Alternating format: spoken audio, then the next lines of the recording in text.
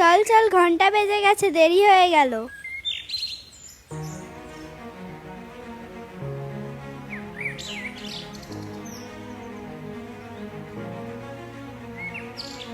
কি রে, স্কুলে যাচ্ছিস নাকি? হ্যাঁ, দেখ না, একটু দেরি হয়ে গেল। আচ্ছা, তোরা ওই সরকারি স্কুলে পড়িস তাই না? হ্যাঁ, কেন? শুনেছি সরকারি স্কুলে নাকি পড়াশোনা হয় না।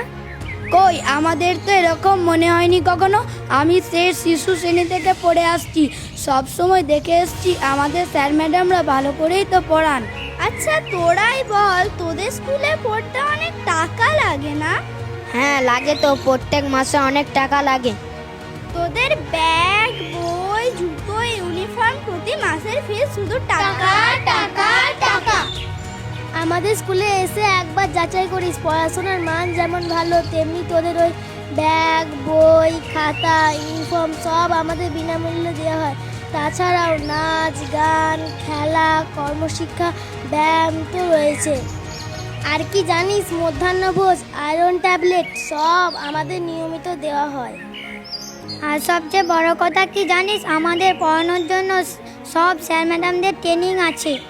তাই বলি, ব্যবসা করা স্কুলগুলো থেকে সবার দূরে থাকা উচিত। কি বলিস তোরা? একদম ঠিক, আর এর জন্যই আমরা আমাদের ভাই বোনেদের সরকারি স্কুলেই ভর্তি করব।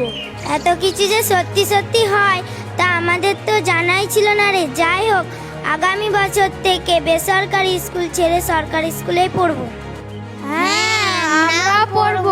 আমরা পড়বো।